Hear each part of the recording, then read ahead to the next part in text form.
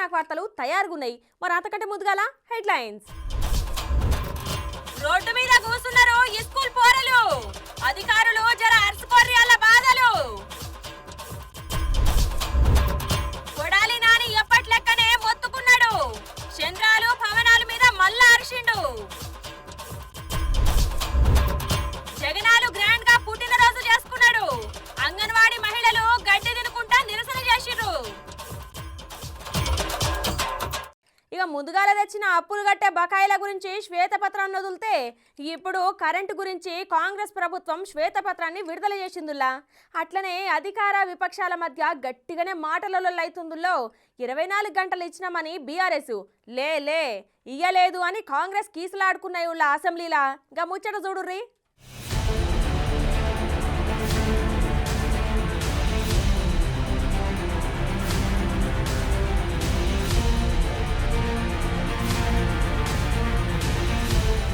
ఇక Congress government current మీద శ్వేతపత్రం ఇడిచింది. దాన్ని బట్టి సారు సభలో ప్రవేశపెట్టిండు. ఇక తెలంగాణ రాష్ట్ర మనుగడకు విద్యుత్ రంగం పరిస్థితి ప్రజలకు తెలియజేయనికనే ఈ శ్వేతపత్రం విడుదల చేస్తున్నాము. డిస్కంలు అప్పుల ఊబిల కూరుకుపోయినాయి.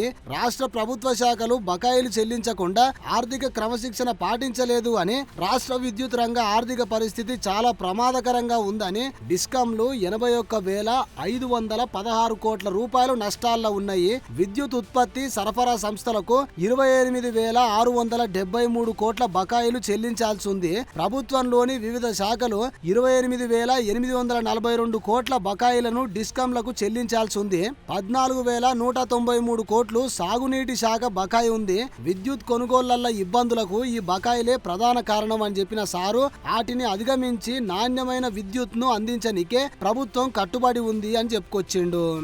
విద్యుత్ కొనుగోళ్లలో డిస్కంలు ఇన్ని ఇబ్బందులు ఎదుర్కోవటానికి ముఖ్య కారణం రాష్ట్ర ప్రభుత్వంలోని వివిధ శాఖలు ఏళ్లుగా చెల్లించని 28,842 కోట్లు బకాయిలు అధ్యక్ష. ఈ మొత్తం బకాయిల్లో ఒక్క సాగునీటి శాఖ చెల్లించవలసిన బకాయిలు 14,193 కోట్లు. ఇవి కాకుండా విద్యుత్ కొనుగోళ్లు వాస్తవ సర్దుబాటు ఖర్చుల కింద ట్రూ అప్ కింద గత ప్రభుత్వం డిస్కామ్కి చెల్లిస్తానని మాట తప్పిన 14,928 కోట్ల భారం డిస్కామ్ల ఆర్థిక స్థితిని మరింత కుంగదీసే అధ్యక్ష. తర్వాత మంత్రి కోమటిరెడ్డి వెంకటరెడ్డి జగదీష్ రెడ్డి మధ్య మాటల యుద్ధం నడిచింది. అప్పటికే 15 సంవత్సరాలు రిటైర్ అయిన ప్రభాకర్ రావు తీసుకొచ్చి, అప్పటికే ఆయన వయసు 70 సంవత్సరాలు, ఆ తర్వాత 10 సంవత్సరాలు తీసుకొచ్చి జనుకో 80 సంవత్సరాల ఇప్పుడున్న కాంపిటీషన్ పోటీలు తట్టుకుంటారు అధ్యక్ష. ఆయనను పెట్టాను. మా ప్రభుత్వం చార్జ్ తీసుకొని, మా ముఖ్యమంత్రి గారు చార్జ్ తీసుకొని తెల్లారి ఆ రోజు సాయంత్రం రిజైన్ చేసిండు. తెల్లారి మేము పిలిస్తే కూడా రాలే. ఇదేంది అధ్యక్ష? ఒక ఆఫీసరు ఇంత పెద్ద సంస్థ నడిపినోడు మొత్తం దివాలు తీపిచ్చిండు, వీళ్ళకి దోషపెట్టి దోసుక తిని ఇవాళ మాతో మాట్లాడుతున్నాం. మీరు ఇవాళ మొత్తం సర్వనాశనం. ఏ డిపార్ట్మెంట్ అధ్యక్ష? నిన్న సివిల్ సప్లై మినిస్టర్ గారు చెప్పిను అది 60,000 కోట్లు. ఇది ఇలా చూస్తే ఓడి తినదు అధ్యక్ష. ఇది లాస్ కాదు, మ్యాన్ మేడ్ మిస్టేక్స్ అధ్యక్ష, మ్యాన్ మేడ్ మిస్టేక్స్. ఇది ఎవరితో కావాలని జరిగిన నష్టం కాదు అధ్యక్ష. చెప్తా ఎటర్ పోతాం, అన్ని పోతాం. మీరు తినేదంతా కక్కిపిస్తాం. మీరు అనుకుంటారు ఇవాళ మీరు వదిలిపెడతాం అనుకుంటారు అధ్యక్ష. ఇట్లా అనగానే దీనికి స్పందించిన మాజీ మంత్రి జగదీష్ రెడ్డి సారు ఈ ఆరోపణల మీద ఏ విచారణకైనా సిద్ధమని సవాలేసిండు. కథం ఎమ్మడే దీన్ని పట్టుకున్న ముఖ్యమంత్రి రేవంత్ రెడ్డి సారు సవాల్ తీసుకుంటున్నా అని చెప్పి గిట్లా అనుకొచ్చిండు. మాజీ మంత్రి జగదీశ్వర్ రెడ్డి గారు ప్రభుత్వానికే సవాల్ విసిరిండ్రు. మీరు విచారణకు ఆదేశించండి, మేము సిద్ధంగా ఉన్నామని. నేను వారిని మనస్ఫూర్తిగా స్వాగతిస్తున్నా. 3 అంశాల మీద ఈ ప్రభుత్వము పూర్తి స్థాయిలో విచారణకు ఆదేశిస్తాము.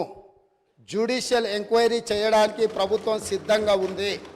కాబట్టి 3 ప్రాజెక్టులు, 1 ఛత్తీస్గఢ్ ఒప్పందం, 2 భద్రాద్రి కొత్తగూడెంలో నిర్మించిన 1080 మెగావాట్ల నిర్మాణము ఒప్పందం, అదేవిధంగా 3వది యాదాద్రి థర్మల్ పవర్ ప్రాజెక్టుకు సంబంధించి BHELతో చేసుకున్న ఒప్పందాల నుంచి ఈనాటికి జరిగిన పరిణామాల మీద వారు కోరుకుంటున్నారు. కాబట్టి పారదర్శకంగా ఉండాలని వారు ముందుకు వచ్చినందుకు అభినందిస్తూ, మా వైపు నుంచి కూడా మేము పారదర్శకంగా ఉన్నాం. తమరి అనుమతితోని జ్యుడిషియల్ ఎంక్వైరీకి ఈ 3 ప్రాజెక్టుల్లో మేము రెఫర్ చేస్తున్నాము. దీనికి కావలసిన మిగతా కార్యాచరణ మా శాఖ మంత్రి గారు, ఉప ముఖ్యమంత్రి గారు దీన్ని నెక్స్ట్ ప్రొసీడింగ్స్ ఏమి ఇవ్వాలి, ఏ రకంగా ముందుకెళ్లాలనో దీని మీద దృష్టి పెడతామని తెలియజేస్తున్నా అధ్యక్ష. తర్వాత మాట్లాడిన రాజగోపాల్ రెడ్డి సారు గిట్లా అరుచుకున్నాడు బీఆర్ఎస్ వాళ్ళను. మీరే జ్యుడిషియల్ ఎంక్వైరీ చేయమని చెప్పి అడిగిండ్రు ప్రభుత్వాన్ని. ముఖ్యమంత్రి గారు ముందుకొచ్చి నిష్పక్షపాతంగా ఎంక్వైరీ చేస్తామని చెప్పిండ్రు. మీరు చేసిన తప్పుల తడక ఏదైతే ఉందో అది తప్పకుండా బయటికి ప్రభుత్వం తీస్తుంది. ఈ బీఆర్ఎస్ పార్టీ తెలంగాణ రాష్ట్రంలో కనుమరుగు అవడం మాత్రం ఖాయం అధ్యక్ష. ఈ పార్టీ ఉండదు అధ్యక్ష. కానీ వీళ్ళని చూస్తే నాకు బాధ అనిపిస్తుంది అధ్యక్ష, జాలేస్తుంది. ఎందుకంటే ముఖ్యమంత్రి గారు ఆదేశించిన ఏదైతే దర్యాప్తు ఒకవేళ బయటికి వస్తే వీళ్ళ పరిస్థితి ఏ విధంగా ఉంటుందో అని చెప్పి ఒక్కసారి ఆలోచన చేస్తే మాత్రం కొంచెం బాధ అనిపిస్తుంది అధ్యక్ష. కోమటిరెడ్డి వెంకటరెడ్డి సారు మాట్లాడుకుంటా గౌరవ సభ్యులకు ఆయన పవర్ మినిస్టర్ ఉండే పేరు పవర్ లేని పవర్ మినిస్టర్. ఆయన మొత్తం నడిపించింది ప్రభాకర్ రావు. ఈయనకి ఏం తెలియదు అధ్యక్ష. ఆ సబ్జెక్టే తెలియదు ఆయనకు. యాదాద్రి ప్లాంట్లో సబ్ కాంట్రాక్టర్ ఆయన, పవర్ మినిస్టర్ కాదు. యాదాద్రి ప్లాంట్లో సబ్ కాంట్రాక్టర్ జ్యుడిషియల్ ఎంక్వైరీలో బయటపడుతుంది. వారే పవర్ మినిస్టర్ అని చెప్పుకున్నారు సార్. అప్పుడు లాగ్ బుక్లు ఎందుకు తీసుకొచ్చి మీరు హైదరాబాద్లో దాచిపెట్టిండ్రు? 24 కరెంట్ ఇచ్చేవారైతే నెంబర్ 1 సార్ ఆయన చెప్పింది ఇదే సబ్ క్రిటికల్ సూపర్ క్రిటికల్. మా గౌరవ ముఖ్యమంత్రి గారు చెప్పిన సార్, G2G అయినా సరే ఇవ్వడానికి వీలు లేదు నామినేషన్ మీద.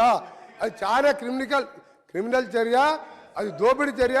దాని మీద జ్యుడిషియల్ ఎంక్వైరీలో ఈ మంత్రి గారు పోతారు సార్, చెప్పకుండా పారిపోయిన ప్రభాకర్ రావు జైల్లోకి పోతాడు, అందరు జైల్లోకి పోతారు సార్. అది పెద్ద కుంభకోణం. అది 40,000 కోట్లు కాదు సార్, ఇంకా 10,000 50,000 కోట్లు అయినా సరే ఆ పవర్ ప్లాంట్ కాదు, వీళ్ళ దోపిడీ కోసం తినడానికి పెట్టుకున్న ప్రాజెక్ట్ సార్. పీక్ అవర్స్లో ఒకసారి 19 అవర్స్ సింగిల్ ఫేజ్ వచ్చినట్టు చెప్పింది సార్. రైతులకు 19 అవర్స్ ఎక్కడ పెట్టలేదు. ఇవాళ ఏపీ ట్రాన్స్కో జెన్కో నష్టాలు ఉందంటే దానికి కారణం ఈ పనికిరాళ్ళ చేత కానీ అప్పుడున్న ప్రభుత్వం చేసిన చేతలతో ఇవాళ నాశనమైంది సార్. దాన్ని ముఖ్యమంత్రి గారు ఇచ్చినందుకు వారికి ధన్యవాదాలు. తర్వాత ఎంఐఎం కాంగ్రెస్ పార్టీల మధ్య కూడా గట్టిగానే అయ్యింది మాటల లొల్లి. ఇక రేపు ఇంకా కొన్ని శ్వేతపత్రాలు ఇడుస్తుందట బీఆర్ఎస్ పాలన మీద కాంగ్రెస్. మరి చూడాలే ఇంకెంత రచ్చరచ్చ అవుతుందో అసెంబ్లీ. ఇక ఆంధ్రప్రదేశ్ ముఖ్యమంత్రి వైఎస్ జగన్మోహన్ రెడ్డి హ్యాపీ బర్త్డేను వైసీపీ నాయకులు, కార్యకర్తలు, ఆయన అభిమానులు మస్తుగా జరుపుకుర్రులా. వీటి మీద మీర్సుతో లుక్ అయ్యిర్రి.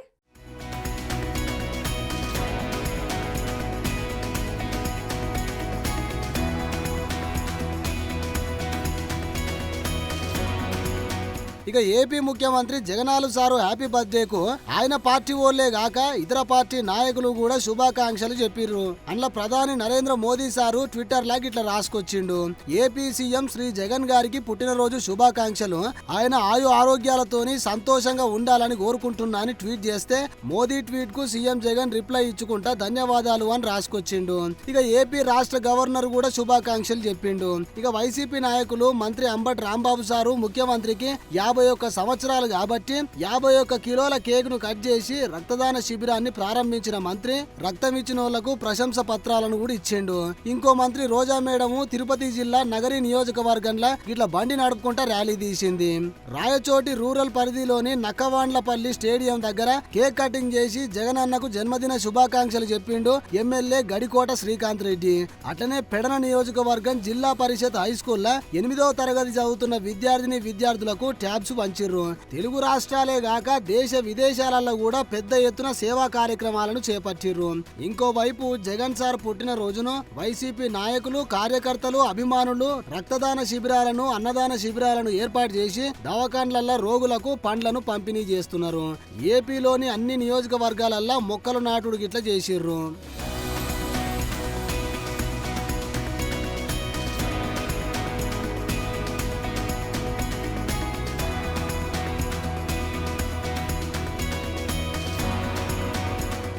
ఇక ఇక ఇది ఇట్లుంటే జంగారెడ్డిగూడెంలో సీఎం జగన్ పుట్టినరోజు వేడుకలల్లా ఏలూరు ఎంపీ కోటగిరి శ్రీధర్ పాల్గొన్నాడు. స్థానిక వైఎస్ఆర్ విగ్రహం వద్ద పూలమాలలు వేసి కేక్ కట్ చేసి తర్వాత ర్యాలీ షురూ చేసిర్రు.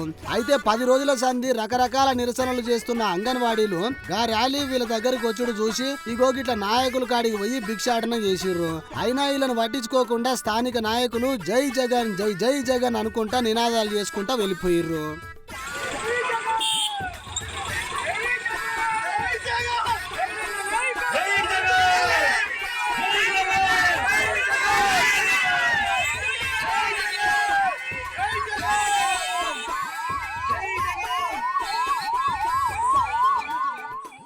అట్లనే జగన్మోహన్ రెడ్డి పుట్టినరోజు అవుడుతోనే కడప జిల్లా మైదుకూరు నియోజకవర్గంలో చూడుర్రి గిట్ల నోట్ల గడ్డి పెట్టుకొని అంగన్వాడీలో నిరసన చెప్పిర్రు.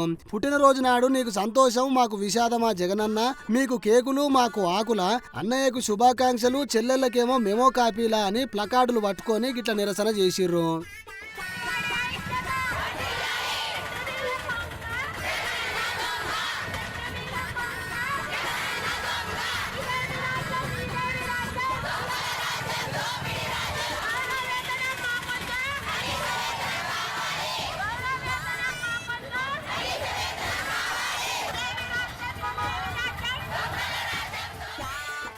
మరి గిట్ల రోజుకో తీర్ల ధర్నాలు చేస్తున్న అంగన్వాడీలకు హ్యాపీ బర్త్డేకైనా ఏమన్నా మంచి ఆర్త చెప్తాడో అని ఎదురు చూస్తున్నారు అందులో పనిచేసే అమ్మలక్కలు.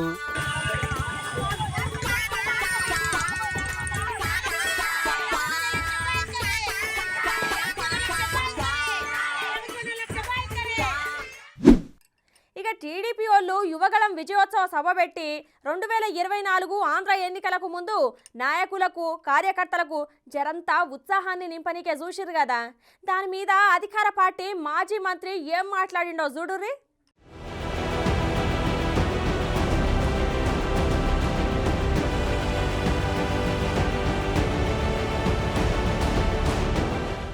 ఇక శానా దినాల సంధి సైలెంట్ గా ఉన్న ఆంధ్ర రాజకీయాలు నిన్న లోకేష్ బాబు యువగలం విజయోత్సవ సభతోనే మళ్ళా హాట్ గా నడుస్తున్నాయి. మరి నిన్నటి సభకు లెక్క పెట్టలేనంత జనాలు వచ్చిర్రు. ఇక ఆ సభను చూసి వైసీపీ పార్టీ వాళ్లకు డైజెస్ట్ గాక ఇంకొట్టాల ముందుకు వచ్చిర్రు. చంద్రాలు సారు లోకేష్ సారు ఇట్లా మాట్లాడిరంటే ఎమ్మడే ఆడ కొడాలి నానిని దింపుతాడు జగనాలు సారు. అగో గట్టనే గొట్టాల ముంగడికి వచ్చిండు.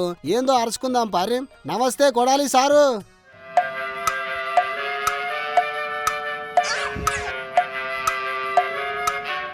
ఏంది సారు సపోర్ట్ చేస్తలేవు, ఏం మాట్లాడాలో సమజైతే లేదా ఎట్లా?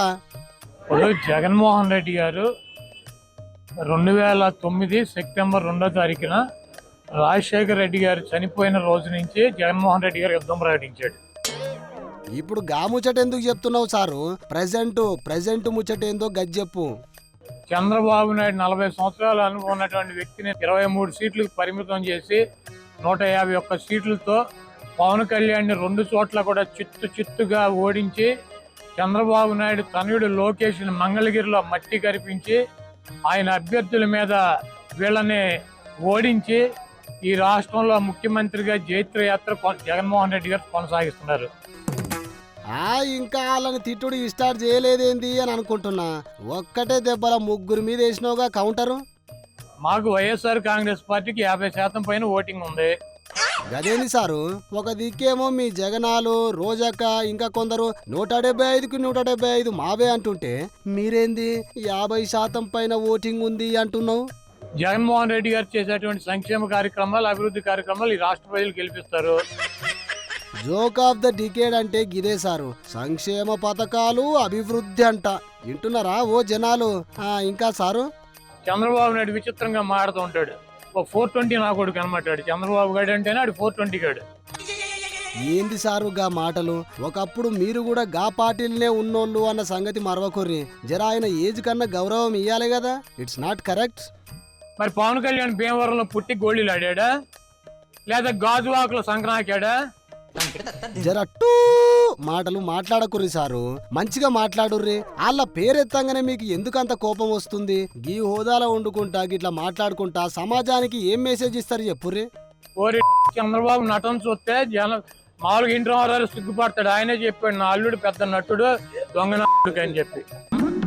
అట్లనా ఏమో దగ్గరుండి ఇన్నట్లే చెప్తున్నారుగా సారు. ఇక చెప్పినంత వరకు చాలు గాని పోయిరా రయ్యా, మీకు దండం.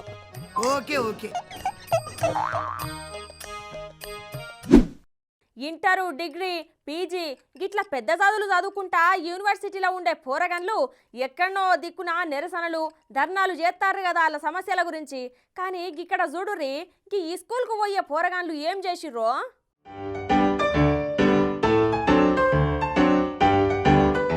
ఏంది ఏడి బండ్లు గాన్నే ఆగినాయి, ఉన్నదే గింతంత రోడ్డు, ట్రాఫిక్ బగ్గ జామ్ అయింది.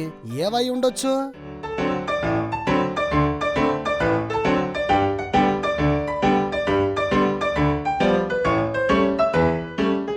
బల్లె ఉండాల్సిన పోరగాళ్ళు గిట్ల రోడ్డు మీదకి వచ్చి బ్యాగులకెళ్ళి బుక్కులు తీసుకొని రోడ్డుకు అడ్డంగా కూర్చొని రాసుకుంటున్నారు. ఓ పొల్లగాళ్ళు, ఏమైంది? బల్లెకు పోకుండా గిట్ల రోడ్డు మీద కూర్చుర్రు, ఏంది కథ?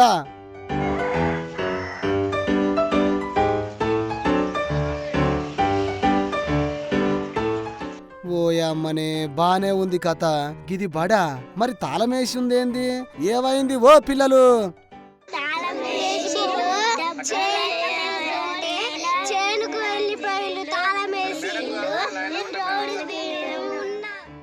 ఓ ఓ ఓ ఓ జర మెల్లగా, అందరు ఒకటేసారి మాట్లాడితే నాకెట్లా సమాజ్ అయితే చెప్పుర్రి. జర నిమ్మలంగా ఒక్కొక్కరు మాట్లాడుర్రి. చెప్పు బుజ్జి, ఏంది కథ? అయితే ఈ ఇంటి మమ్మల్ని కూర్చొని పోయి తాళం వేసి వాళ్ళ చేనుకు పోయిళ్ళు. మేమేమో రోడ్డు మీద ఉంటా అన్నాం. అయ్యో, కిరాయి గట్టలేదని తాళం వేసుకొని పోయిర్రంట బడికి. అగో ఇంకో బుజ్జి ఏమో చెప్తుందంట ఈనోరి. కిరాయి పైసలు ఇవ్వలేదైతే రోడ్డు మీద కూర్చోబెట్టి తాళం వేసి వాళ్ళ చేనుకు పోయి. ఇన్నరా, కిరాయి పైసలు కట్టలేదని బడిలోకెళ్ళి పిల్లలను బయటికి పంపించి తాళం వేసుకొని పోయిర్రట ఆ ఇంటి ఓనర్లు. ఇక అసలు ముచ్చటి ఏంటంటే, కొమరంభీం ఆసిఫాబాద్ జిల్లా చింతలమానేపల్లి మండలం ధరంపల్లిలో రోడ్డెక్కిర్రు ఈ స్కూల్ పోరళ్ళు. 7 నెలలకెళ్ళి బడి కిరాయి పైసలు కడతలేరని తాళం వేసిందట ఆ ఇంటి యజమాని. ప్రభుత్వ పాఠశాల భవనం ఎమ్మడే నిర్మించాలి అనుకుంటా రోడ్డు మీద బైఠాయించి నిరసన చేస్తున్నారు ఆ పొల్లగాళ్ళు. ఓ అధికారులు, జరా పొల్లగాళ్ళ బాధను అరుచుకొని వాళ్ళకు పాఠశాల అంట కట్టియుర్రి.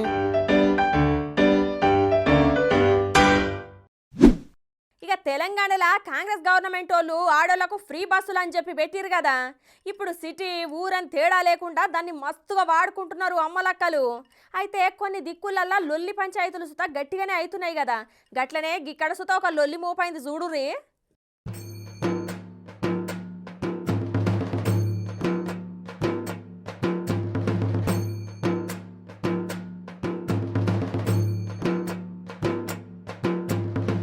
మరి తెల్లారుగా అట్లా సలి బగ్గ పెట్టుడుతోని చాయ్ సప్పరించే బదులు ఇంకేమన్నా సప్పరించిండో ఏమో గాని ఈ అన్న తెలంగాణలో అమ్మలక్కలకు ఫ్రీగా తిరగమని చెప్పిన ఆర్టీసీ బస్సును నడి రోడ్డు మీద ఆపి ఆయనకు ఆయన భార్య మీద ఉన్న ప్రేమను ఇగో గిట్ల కక్కిండుల్లా.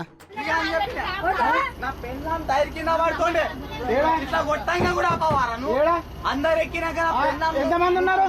ఎంతమంది? బండి కాలుందా? బండి కాలుందా? బండి కాలుందా? బండి కాలుందా? బండి కాలుందా?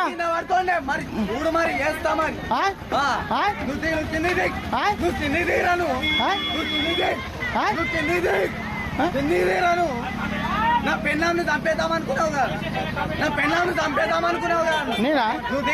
నేనా?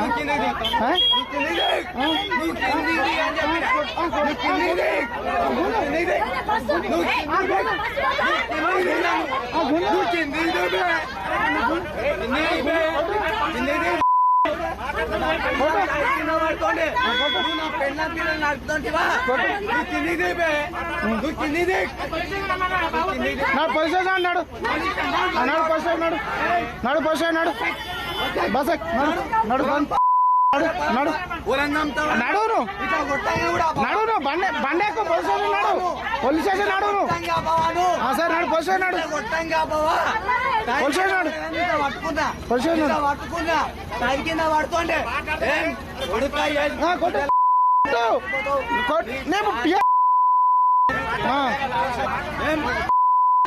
చంపేద్దామనుకున్నావు.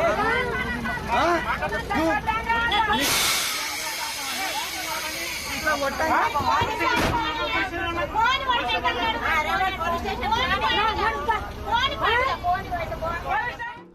చూసిరు కదా గది ముచ్చట. ఈ వీడియో కూడా ఇప్పుడు సోషల్ మీడియాలో గట్టిగానే గిరికలు కొట్టుకుంటా కమెంట్లలో కూడా కన్ఫ్యూజ్ అవుతురు జనాలు. ఇదేం పంచాయతీ, పెళ్ళం బస్ ఆపమని చేయితోని బస్సు మీద కొట్టినా కూడా ఆపలేదని ఉత్తమ పెరిమిటి గిట్ల లొల్లి చేసిండు అని.